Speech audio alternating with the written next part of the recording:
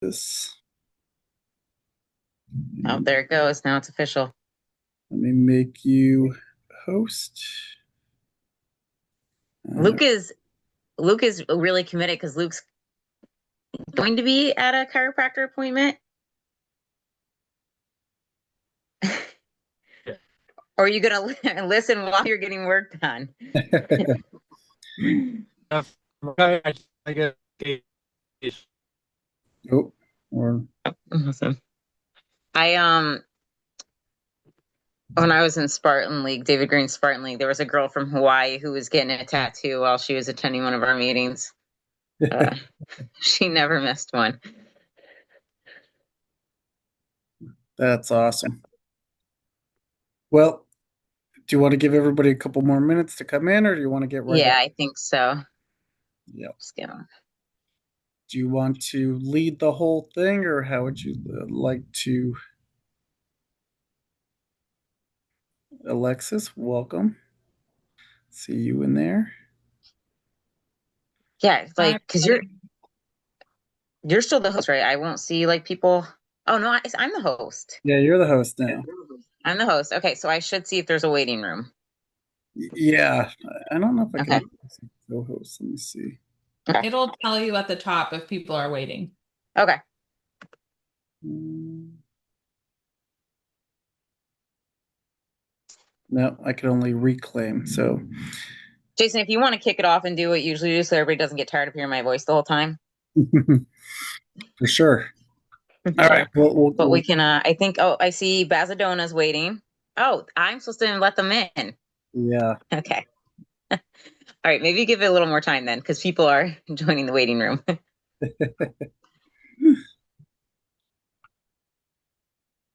He was knocking. He was knocking at the door. Look Yo, at it's your Mike. setup, Mike. I hear Wow. I hear you knocking, but you can't come in. Janet, how are you guys? Are you guys gonna tell us what name of the song? What song is that? That was from Uh-oh. that little Cheech and Chong thing that I did. Oh, okay. Uh, All Mike's got right. like a real professional chair. Well, I'm professional. I know. I need to up my game. I'm It's in not my that bed. it's not that hard. I'm in my basement. Okay. How's everybody? doing amazing. Yeah. How have you been? We haven't seen you in a while. I've been hiding. Just working. Busy, A busy. lot of And I work. need to get caught up with you. Yeah. You need to get on my I podcast. know. I see your husband is killing it again. Yeah, and it's killing me. We're Well, surviving though. He's going to Colorado in 2 weeks. He was just in Arkansas, and that's awesome. yeah, yeah, traveling a lot. And right after this, like that's the he has to get his workouts in, and that's what's Well, I see making he's him. curling 100 and something pounds, one arm. Yeah, but he's not back to 140 yet, so I have to Yeah, keep giving him crap. wow. Um, Jason, I want to come down and see you at your office. absolutely. Right now, I'm at the beach, so I might lose power here. It's kind of storming pretty nasty out here, but yeah, when What I get beach are back, you at? just Ocean City, New Jersey. That's awesome. Yeah, yeah, man. My family's been going here for like 40, 50 years. Uh, so it's kind of passed down generation to generation. I got family in there, so down here. So yeah, it's always a good time. Um, do you see anybody else in the waiting room, or I'm going to get started? No, I think Luke hopped out for his chiropractor appointment. He'll be hopping back in, so I'll just know to All let right, him back in. good deal. I don't know. Could you hear that behind me? It's like a freakish storm here, but anyway, everybody, welcome July meetup for NEP Investment Club. Super pumped up to have it. Last month I missed, but the ladies, as always, they pick up the slack and they make stuff happen. So it's always a good thing. In case this is your first time joining us, we're kind of moving over from the Cash Flow Breakfast Club that was in person at the Art House in Scranton, and we're doing it more virtual, have more people come. We have a new Facebook group for it, which is awesome, and so we moved things over. If you need any help logging into any of that stuff, I'll put some links in the chat, and you'll have that. We're also going to record the meetings for anybody that can't make it. Today we have the awesome Tara, who's crushing it. She's going to be talking about how to find some good deals. So everybody on here likes to invest in real estate. Um, Finding deals is where it's all what it's all about, right? Um, Before we get started, do you want to go into anybody have any wins that they want to share? I would say Beth and Zach, is there a win?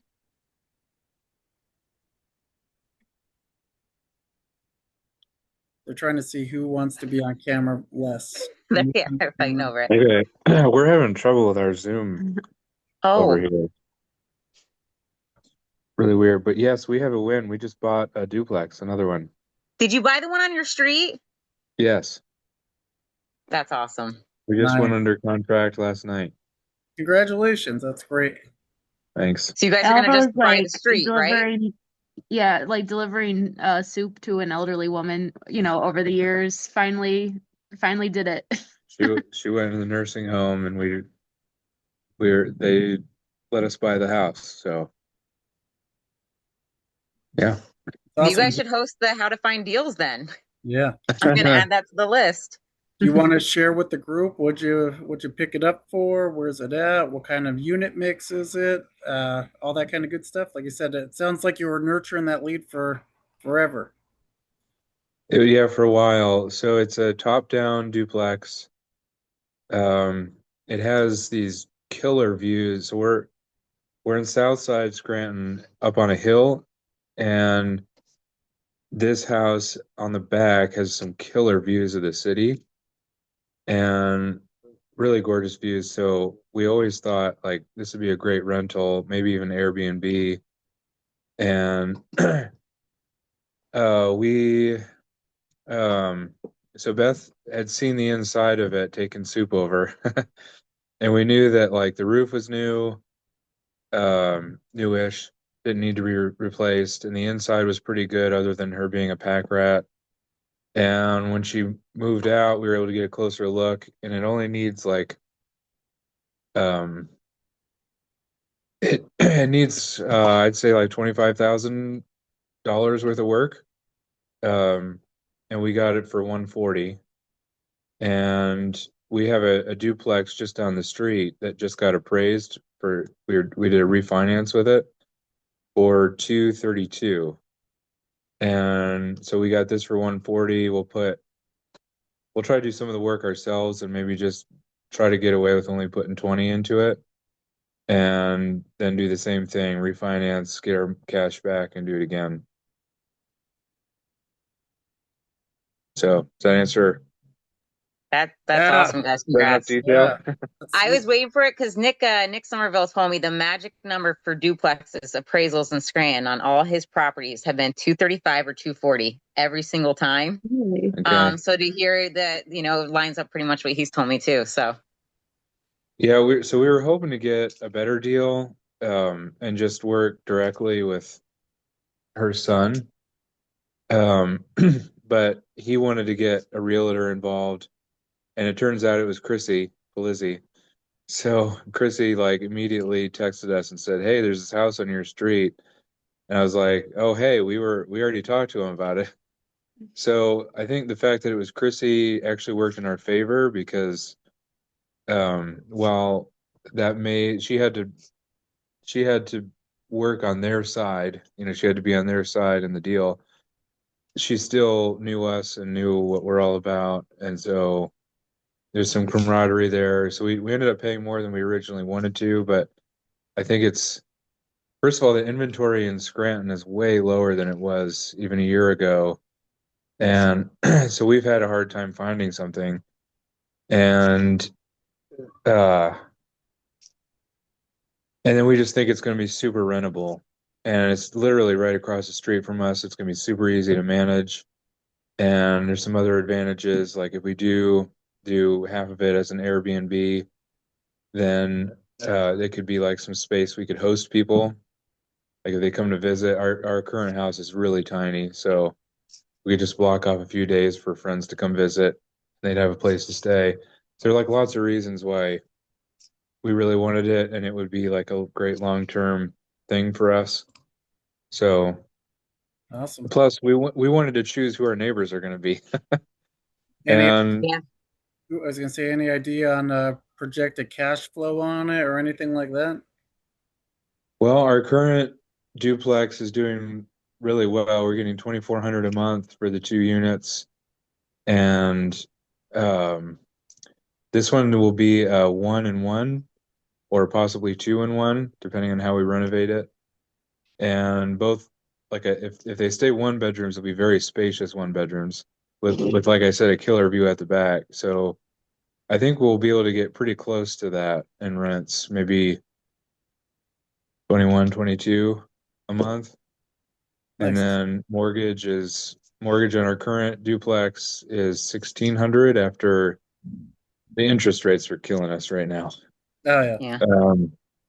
But yeah, so our current duplex is cash flowing like 750 a month, I think. And I think we'll get close to that with this one. I fantastic. have had, we have a property in West Scranton and it's okay, the area. But the last time that we listed it, we were getting a lot of requests for people who wanted just 5 months, couple months that were just going to be in the city for a couple months working contracted and then moving out. So that's all. And I think those are hard to find. Other than Airbnb, people don't know how to find those types of situations. So that's Yeah, kind we of we would definitely be open to like a medium term rental situation. So if you have any connections on how to like get into that market, we'd love to hear it. I do medium term in Old Forge on a one bed. It has a wait list of 7 or 8 people long always. And it's at 1,600 a month, the utilities included. And Wow. it's amazing. They're never there. The utility bill, the past gas bill was $8. I just paid it, and the water bill is 50. The electric bill is 14 because he works at I've had a postman, and then 2 nurses. yeah, I think it's an untapped market here for sure. Oh man. And I'm telling you, the view, I keep mentioning it, but it's like really there aren't many views in Scranton that are beautiful. And this is one that really is beautiful. So I think it would be like a killer spot for somebody to like either a vacation spot with Airbnb, like you stay in this place and then go to the Montage Mountain for skiing, or it'd be a killer medium term. Yeah, just like we're as soon as we get it renovated, we're gonna go over and like have dinner on the back patio because it's Nice. so beautiful. That's awesome. Speaking of low inventory, I just checked Luzerne County MLS and Greater Scranton MLS, and on each one, there's less than 100 multifamily or residential income for each. Inventory is down. So if you could find off-market deals, I mean, or if you have anything to sell, now's the time. I mean, there is no competition in a lot of areas, and there's nothing out there. So no, awesome. Well, thanks for sharing that story. Uh, I think, like you said, fortunes in the follow up, right? Consistently reaching out and following up to people. That's how you make deals in a market like this. So fantastic. Well, with that being said, let's find some more great deals, and I will turn it over to Tara, and she can do her little presentation for this month. Yeah, I didn't do a presentation or anything like that because I thought we'd leave it more open and talk because a lot of you are deal finders, so we can share with each other what we're using and what's working. I haven't done the soup thing, so Zach and Beth have. So now that's something I learned we can put on our list. But the two items that I'm going to be using, working off of, one, I don't know if anyone's familiar with Henry Washington. Is anybody familiar with that name? No, George Washington. Oh my gosh, you got to follow Henry then. He's on social media. He's in a very hot market. I actually really like his market because my sister lived there for a while. Northwest Arkansas is just an incredible place to invest, but it's like caught on. And I mean, you've got Tyson Chicken, the Waltons who started Walmart live there. Like there's a lot of business there. And it was just very rural for a long time. And now it's insane, but that's his market. And he specializes on Burr's long-term rentals. I think he has over 100 units. but he's all used birth method for that. And then he does 30 flips a year. So you got to be a pretty good deal finder if you're finding successful flips at, 30 flips a year. So I got to attend his master class in person in Florida 2 years ago. And then I just finished this one, How to Find Great Deals, by Anson Young, who also, this guy does like 80 flips a year. Again, you got to be able to find deals to be a flipper. So going to share some stuff from that and then stuff that's worked for me. And then Alexis was a wholesaler, which that is the whole premises. You have to have deals or there is no business. And I know Mike, same thing. Like you're always advertising to find houses or find buyers. So yeah, I think we can all add to each other. But the very first thing that like Henry told us, and it took me and Storm, I think, a while until we figured out what we actually wanted, but you have to have a very clear buy box so you can tell people what you want. So do you know what you want? What are you looking for? Are you looking for small multifamily? Like how many units are you looking for? Are you looking for single family? What areas are you looking in? I think for a long time we were just looking anywhere there was a deal, and really had to focus that down to, we pretty much stay in Lackawanna County, some in Susquehanna County, but know exactly what your buy box is. That's going to help you tremendously. And always buy deals with multiple exit strategies. That was another one. You just never know what could happen, so you got to be prepared. So if you're going to buy a deal, make sure you have exit strategies for it and try to find multiple ways to use that property. So right now we have I think someone from our group is going to be renting from us, one of our garage bays. But we have a property in Troop and it has 3 garage bays. So we not only rent out the duplex, renting out the garage bays, but always looking for other ways of income that you can add, like an ADU or any other types. Do you guys have any other stuff that you're bringing in? Anyone from the group that besides just the rentals on your properties? Yeah, just like you, I have garage space that I rent out. I One house I have has like a storage shed. I rent that out to like a contractor that just needs a small space for his tools and stuff. Yeah, and or is it the same? So it's not is it on a property, like a garage with a property itself too? Yeah, so I have a 3 unit that has 2 separate garage bays. So one of them I rent out with one of the units, and then the other one I rent to another contractor.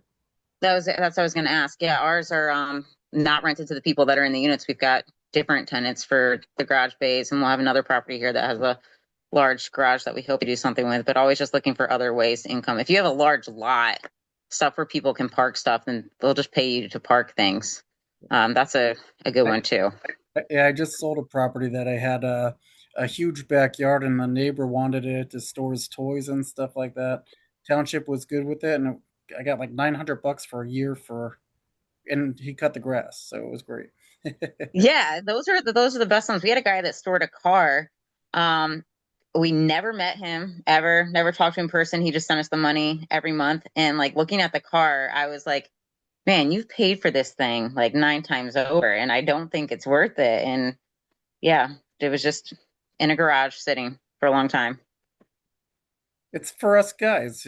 Eventually, we'll get to the project. Eventually. I'm pretty sure it was his wife that eventually made him sell it, because I remember that going down and she was involved. So we no longer get to rent to him, but And just to touch on what you talked about, and I'm sure Alexis, as a fellow agent, could agree.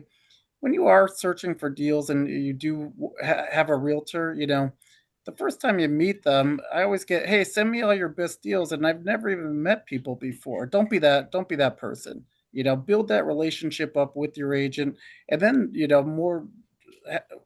Oh, I'm getting a delivery of some food here, which is always excellent too. So don't be that investor. Once you build the relationship with agents, they're going to go to you with their best deals because they know that you close and that you can perform. Don't go right out of the gate like, "Hey, send me all your best deals." It's like, geez, date me before you try to marry me. I love that you said that because that actually comes on later in my presentation, and it's something I'm doing wrong and I need to work on. So Trying to marry everybody before you date them, Tara. Jeez. I was, I It comes later. I'm making sure I don't miss it. But yeah, I'm very to the point. I just want to tell you what I want. But I've been told by many, many mentors, no, that's not the way to do it. So yeah, it comes later. All right. So build your lead funnel, and make sure you know what your buy box is. On market is going to have the highest level of competition. So everything on MLS is going to have highest competition, but that doesn't mean there aren't deals on the MLS. Actually, most of our properties were bought on the MLS, for Storm and I, but they were all people with problems. So there was a situation with goats where they were unhappy that there was goats behind their house and it was going to be a whole thing. And we were able to work that deal. Yeah, a lot of ours have been situations. We had a landlord who had awful, awful tenants. I know Zach and Beth, that's what you guys are worried about. That seems to be like our specialty is we buy inherited tenants that no one wants to deal with. And I don't know, to us, that's how you get a good deal. And then you let it work itself out. It always does.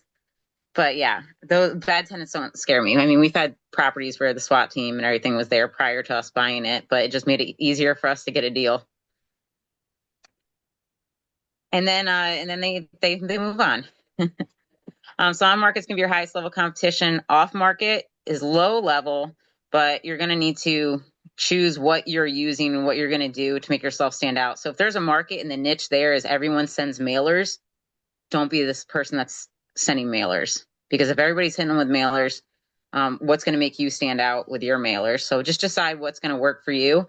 I've as much as I don't love it, cold calling has worked the best for me. And I absolutely dread it every time I call. But I've only had two people like be rude to me. One person said, "Don't call me again." And I was like, okay. And then the other person hung up on me. So I haven't like gotten cursed out or anything. I still hate doing it. But that has been the best luck for me is cold calling. Who else is cold calling? Anybody? Jason, you do? So we cold call for, buyers and sellers and all that kind of good stuff. So we do it all the time. Um, just to circle back on what you just talked about, things on the MLS, you could get a great deal. There's a reason that somebody's selling, right? Mm-hmm. Um, a couple things that I look for deals for myself are, is the property marketed correctly? My 8 unit that I bought in Pittston was overpriced for because they had it listed as a 5 unit. And then when I bought it, it was an 8 unit. I'm like, oh my God, they just totally mismarketed what was actually in there. So you'd be surprised how bad a lot of agents are, which it's crazy. But number two, I'll look for days on market. The longer on market, the more interest and maybe the better deal that you could get. Another thing that I'll look for is what are the current rents and what's the market rent, because it might be not a deal with existing rents on the property, but hey, if I get the rents up to market, now it makes much more financial sense. So a couple Mm-hmm. of things that I look at, is it month to month on the lease? If so, what do we need to do on it to get it to make a deal? So right now it's all about how do we make a deal, not finding the deal. Yeah. I'm currently there's one waiting right now. It's overlisted that I'm waiting for. So I'm just letting it sit because I know like no one as a home buyer is going to buy it. It requires way too much work. Um, so I'm just waiting. I'm giving it a little more time on the market and then I'll bother them. Can I suggest that you not wait? There's like, Really? yeah, you're waiting and someone else is going to offer. I have a guy, I just got an investor. His name's Carlos. He's been successful all over the country. And people call me and say that. They say, oh, I close this many deals all over the country. I'm like, okay, show me before I start calling around to 20 agents making wild offers. But he actually does, and they're trying to move into this area. But this week alone, he's made like 12 offers and they all include a super low ball cash offer and Okay. then a creative offer. And 11 of 12 has said no, but then one said yes. And so some of these are their first day on the market. And I'm like, okay, you're hitting them with this wild number, but it's the first day on the market. And the worst case is they're going to say no. And then today, someone that we spoke to earlier this week has come back and has now countered us at 60,000 less than where they are on market right now. But apparently in a week they've had zero interaction. So they had a guy who was super low with some money. That's not the number they want, but at least they know that he's interested. He didn't have to wait 30, 40 days. You see what I'm saying? Like, I Yeah, Right, would but yep. not wait. I would say not wait. because the I house, believe they recently just got rid of their listing agent too. Mm. Go, But you Mike. got What were you going to say? no, I was just going to say the house you want to buy tomorrow, looked at today and want to buy tomorrow. Someone looked at it yesterday and will buy today. You know, the yeah, same thing with used cars, anything. Don't wait because she's right that people like me, I'll just come in and offer. I plant the seed in everybody's head. You know, I really don't want that house for 200, but if you sell it to me for 100 or your owner finance me, what's that? And they're like, oh, no way. And then 2 weeks later, no one's biting at it. They're like, you know what? That guy offered me 100 grand. May I just take it? The hell with it. What do we care? We own it. yeah. And then you lose. You know, not that I really want the I did. house, I but think I got I throw pulled crazy because numbers out. I put a low ball number out on one of them.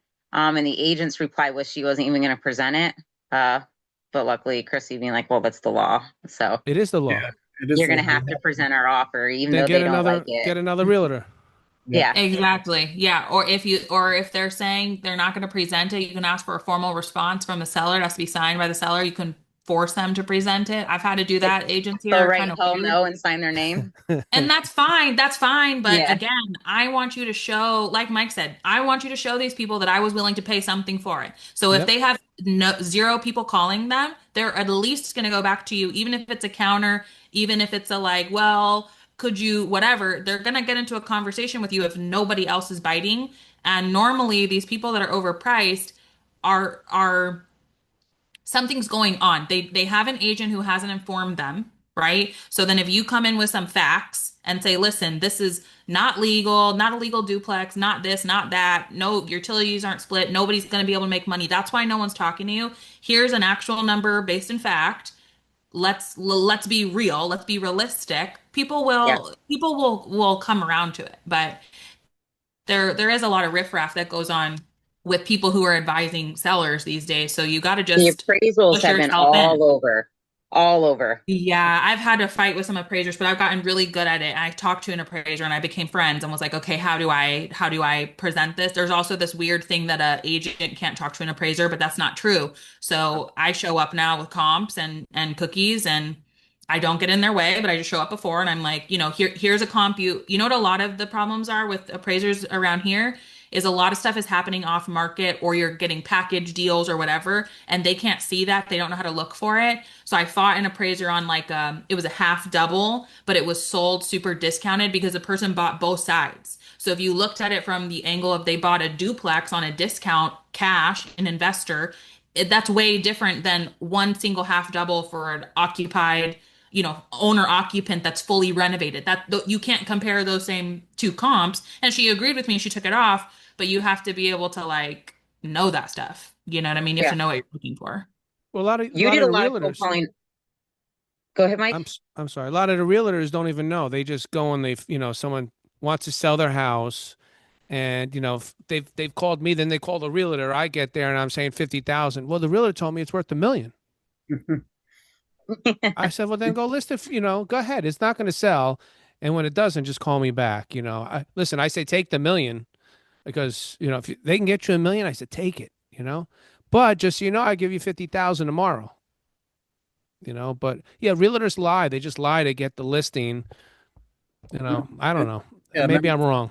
I'm not then a it realtor. sits, So yeah, then it sits and it doesn't do anybody good, right? So if you're not giving them good values, you're doing a disservice for your seller for one, and not doing your job as an agent. You got to set realistic expectations.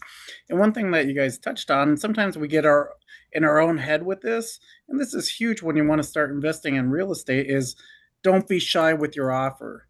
We get in our heads all the time about, oh, I don't want to offend them and I don't want to do this. You don't know what's going on the other side of it. The worst they could say is no. But we have all these situations where they're going to come over and beat the shit out of me or whatever it is in our head. And it's like, now the worst they'll say is no, or they don't say anything, or they counter, like you said. And that's how you'll get the best deals. So, yeah, don't be shy.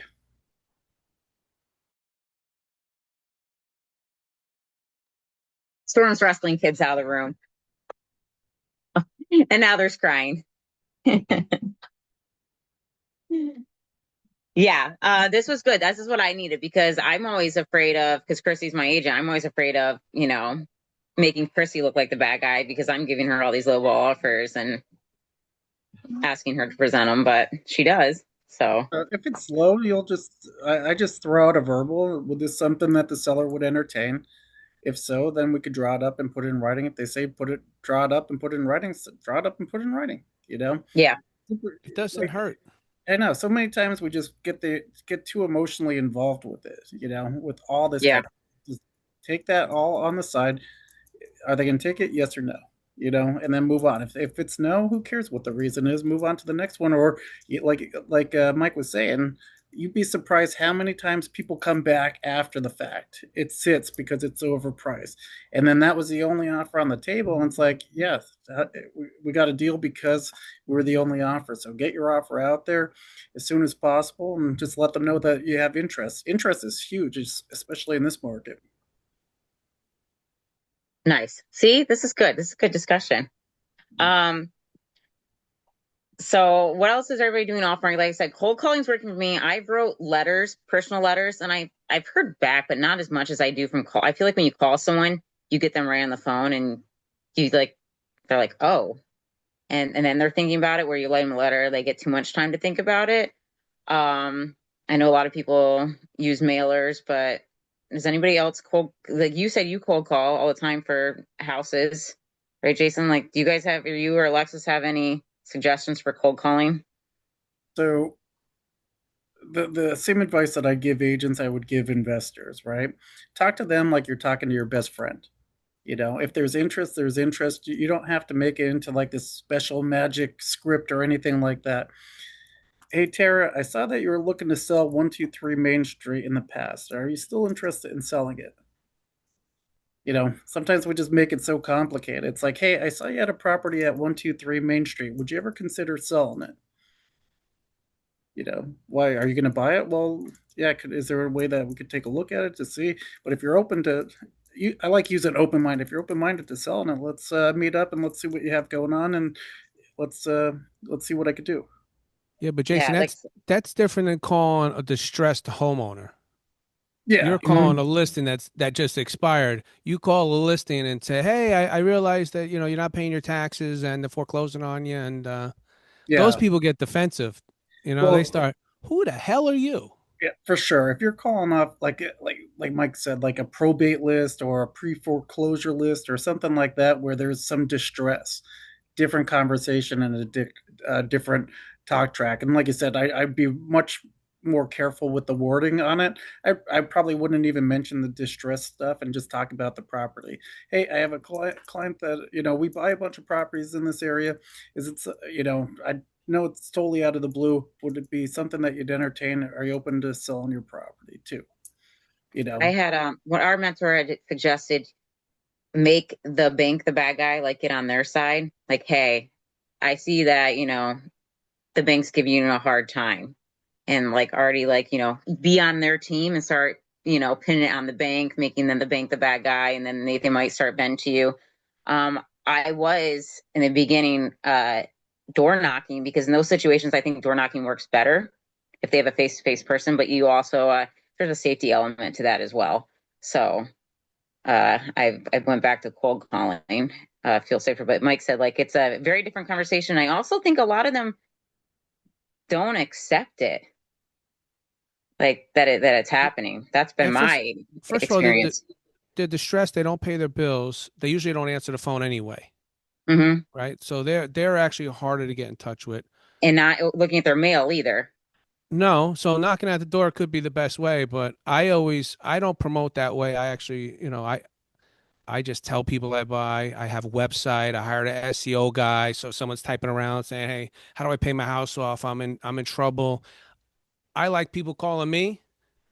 Then I have control. You But you built have the to make funnel to you. when that phone rings, you have to answer. You only got one shot with them, right? If I decide, oh, it's I'll call them back later. They'll never pick up, and they're going to call somebody else.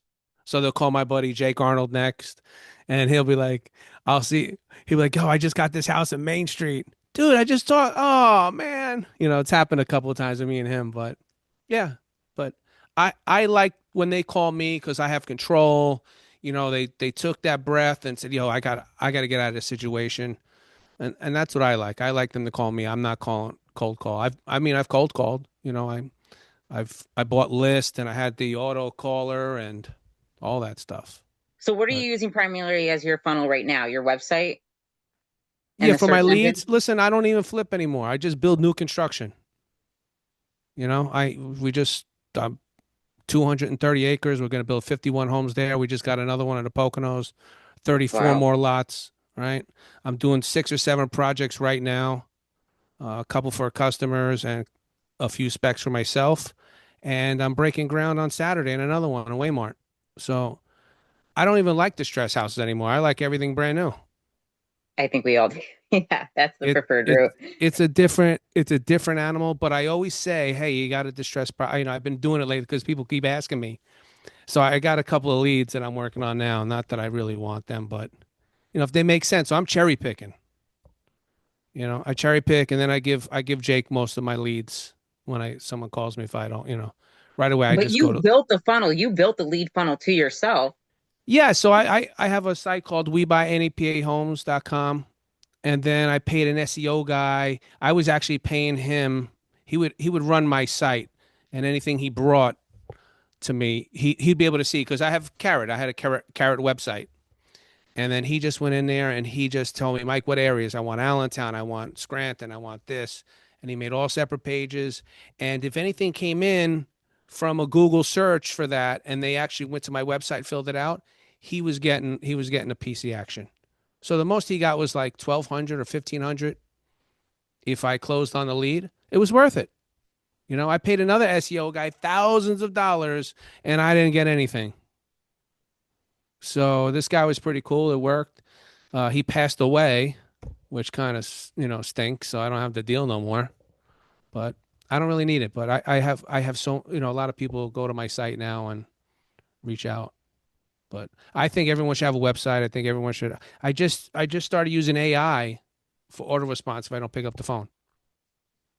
The thing is pretty cool. It Mike can't pick up, but how can I help you? And it'll talk. It'll take their email, their phone number, set an appointment to call them. Because that's the worst when I'm on the job site and someone's calling me for that. I don't want to pick it up, but I know I don't want to lose them either. So, you know, people actually talk to it and leave them. It's crazy. They give me all their information. I think that's super huge, Mike. If you are going to make this a business, right, run it like Mike said and run it like a business. You should be thinking of where are you going to find clients, how are you going to get their information, and then a process for follow up. Um, like you said, a simple website. You could create a website now for basically nothing, or go on to sites like Upwork or Or Fiverr and have people design your site in and 2 seconds. and Carrot just Carrot.com is like for the investor websites. I've had it now for probably 10 years, but it's pretty. You just go in, you put in a picture, and everything is already SEO'd for you in your area.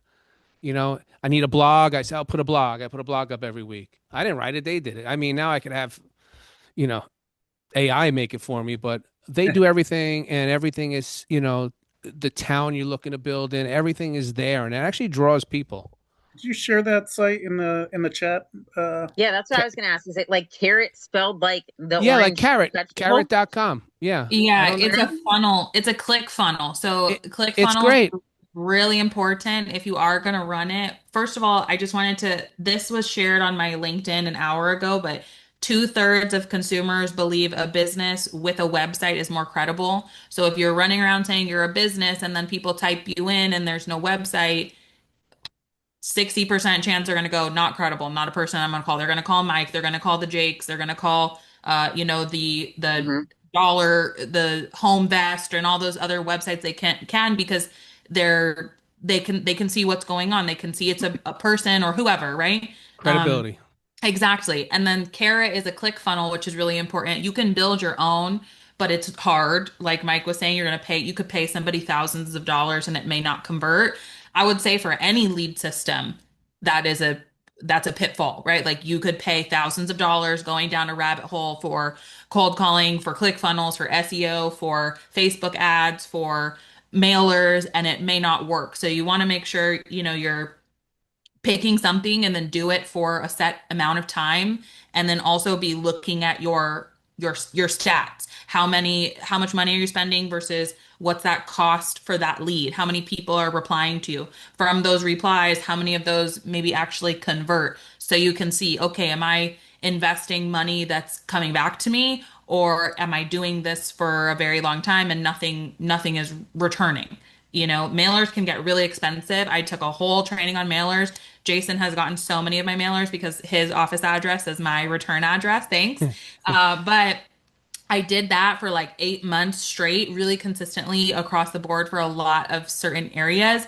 And it's very expensive with small turnover quickly. They have to get so many pieces of mail from you before they actually do something. And mine were the fancy ones. You can scan a QR code when they scan, you can scan a QR code, get your value for your house, how much your house is worth, and it would ping me based on whatever address the card got sent to when that QR code was scanned. So I could tell That's 123 cool. Main Street wanted to know the value of their home. Then got to mail something extra to them. And then you got to go knock on the door and all this stuff. Long story short, thousands of dollars mailers later, I got one listing that I ended up buying the house myself. So that was cool for me as an investor, but from a business standpoint, that everything else I do has an 8 times return or more. That did not, and so it just didn't work for me. So you have to also find what works for you. And when Tara was talking about buy boxes and what you want to buy, also understand what kind of client you want to talk to. Like Mike and Jason are talking to two very different clients. I don't want to talk to pre-foreclosures, like probates, that type of energy. I've talked about this a lot. That type of energy is like, it's not the kind of It's, conversations I want to have. People are like dying, dead, yep. feel like they're gonna die, right? Like financially dying, like financially I'm never gonna recover from this. Like that's how they're feeling. I like to talk to absentee owners because the house is just a pain in their ass. They're fine normally. They're out of state. They bought something they thought they were going to flip, or they thought they were going to be an investor or whatever, and it's just sitting and collecting, trash and grass notices, and their $40 are piling up every single time. Hey, can I buy this from you and give you some money and you don't have to worry about it anymore? Yeah, sure, absolutely. And they want to talk about it. They want it off of their plate. They want you to just like handle it for them.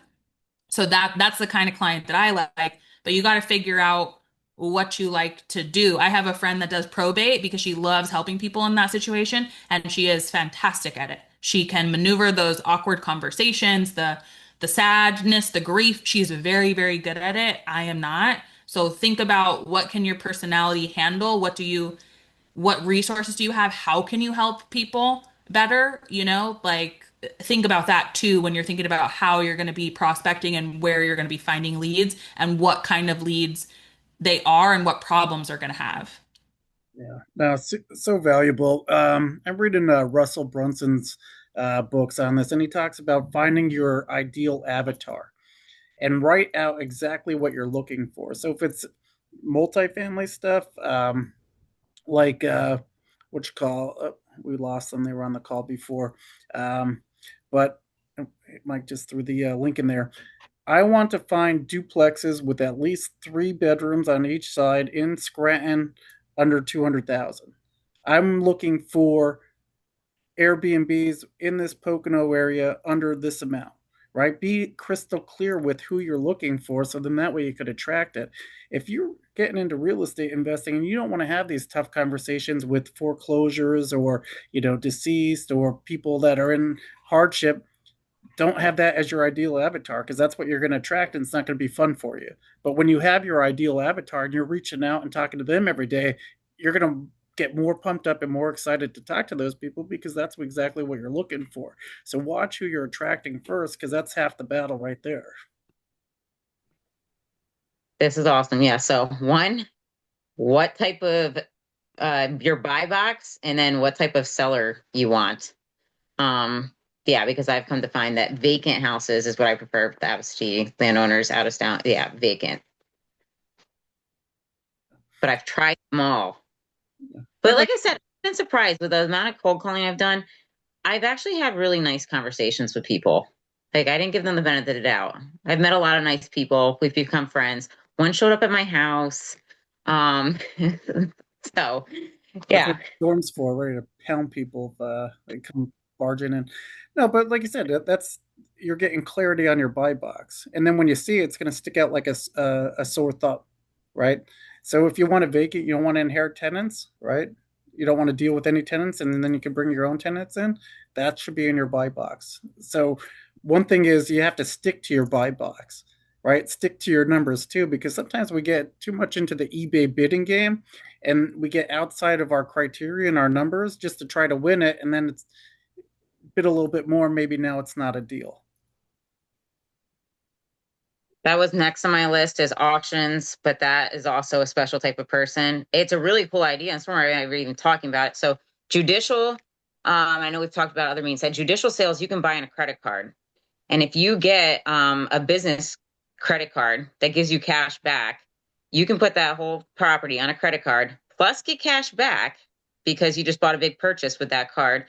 And then you can go and flip it or burr it, whatever. It's an awesome idea. But just like Jason said, when you get in that room, there's so many people that just want to win and will overbid things just because the room in there is just so different. There's just a feeling of people that just they're just bidding to outbid each other. And it seems like a lot of people weren't getting deals, in my opinion, the ones that we've been to. You also have to be careful that judicial and sheriff sales because you really have to know what you're buying. Make sure you're doing title searches. Make sure you're checking up and know everything you can about the property before you buy. But those are other places. I wouldn't say just to get a deal, but the networking because you're going to be around people who they have to have the cash to buy the thing in full. So I think it's a good level of networking and people to meet. Which brings me to my next one is, and I've seen so many investors. So Luke and I worked at the same company, and I didn't know this until I started posting on social media because that was one thing someone told me, Henry Washington. Make sure everyone knows that you're in real estate. Everyone. Anytime you go to a family reunion, everywhere you go, oh, hey, this is what I'm doing now. Because even though they might not have a deal for you, they'll be like, oh, I know someone that has this property and it'll start bringing deals to you. And it did. As soon as I started telling people that, hey, this is what we buy, this is what we look for. I even had people saying, hey, can you take money and invest it for me? And I was like, oh my gosh, like that was like took me by storm too. I was really surprised by that. But so many people came up to me when I was working at my corporate job and be like, hey, I have properties, but I don't want anyone to know. And I just want some advice. I'm like, tell people you have properties. Like, why is it a secret? But they felt like since they had a W-2 job that they couldn't let their job know that they were also in real estate, which blew my mind. I was like, if you just told people that this is what you're into, how many more deals could you get or how much further could you get along because you'll meet someone who's a contractor for something and all the I things. So tell actually just got a property just that stemmed from that, from just having a conversation a while ago with someone that I was buying real estate, and it just us planted a seed. at the office or no? Not at the office, no. Okay. I tell agents on the team this all the time. Number one, don't be a secret agent. If nobody knows that you're a real estate agent, how are they going to use you to help buy, sell, or invest in real estate? Be obnoxious about it. You should let everybody know what you're doing. It'd be surprised. I tell them how many times people come up to me. They might not have something right now, but are like, "Oh yeah, I remember Jason," or "Jay's always posting," or whatever. Just what you're doing. Anytime you guys get anything under contract, anytime you go see a house, share it on socials because when people see what you're doing, it registers, and then they think of you first. So you definitely want to have that mindset.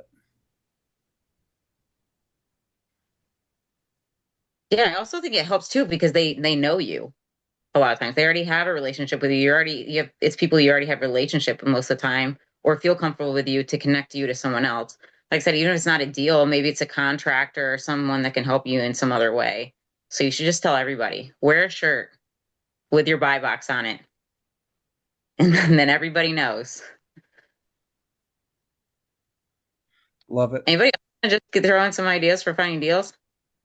Well, Just we're getting close on wrapping it up. So yeah, let's. If anybody has anything else to share for finding more deals, Mike, yeah, for sure. I just think when you like advertise or like I'll make videos to educate for certain things. I don't say, hey, I'll buy your house for cash because that's what everybody's saying, right? So that kind of scares people. So try to be a little bit different, educate people.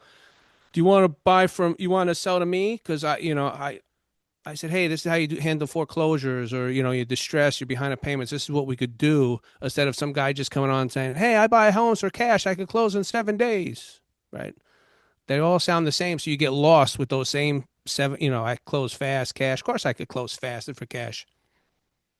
But I try to educate people. The more I educate people, the more interested they're in you. They're like, hey, I'm gonna call that guy Mike first. I heard what he was saying. people It like to works. buy from people It works that for me.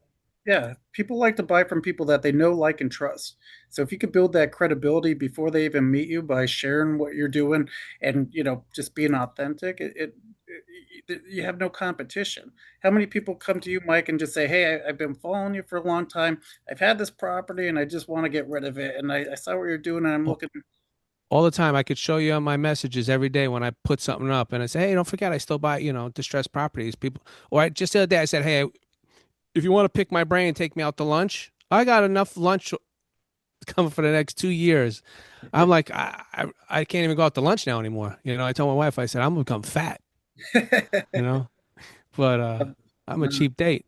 Take me out to Yeah, lunch. I think another, I would say two other places seem to be sleeper spots is Craigslist. I don't know if anyone mentioned Craigslist for finding deals, but then another place I've been looking at is repository sales. So you have the tax sale, then the judicial sale. Then if it doesn't sell at the judicial, it falls in the repository sale. Not all that common, but I've looked back at the records for a couple of counties near my area, and sometimes there's been sleeper properties that will sit in the judicial world of dead because they have to wait there in that judicial hold before the county puts together a repository sale. So there'll be like a period of several months where that property didn't sell in the judicial sale, and it's going to be in the repository sale, but it's not yet advertised.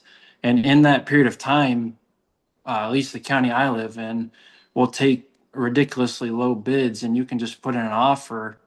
There was a property that just sold in my town, and it was like $600. I mean, obviously, it needs a ton of work, but the repositories sales seem to be a sleeper that I'm paying attention to too. Oh, that's We've fantastic. had approach us if we have land next to one of our properties, and they came and knocked on our tenant's door and was like, hey, can you let your landlord know, like, we'll give this to them for $200. Um, so they like their stuff sitting, yeah, and they'll look at people who are already investors that um have stuff nearby too. Yeah, because those towns, they want their tax money, their septic paid, their water bills, so. Yeah, that's huge. Couple ways to find some good off market deals is take a look at the just driving for dollars, and you see those old for rent signs in the yard. The ones that are handwritten, put all the little description in there. Those are gold, right? It's usually somebody older, might not know how to do marketing online and all that kind of stuff. For one, for agents, I always say it's a great opportunity to get a landlord listing for just a rental for quick cash. But for investors, that's a literally a hand raiser right there. Are you having any issues with this property? That would you like to get rid of? All that kind of stuff. Those for rent signs are gold or for sale.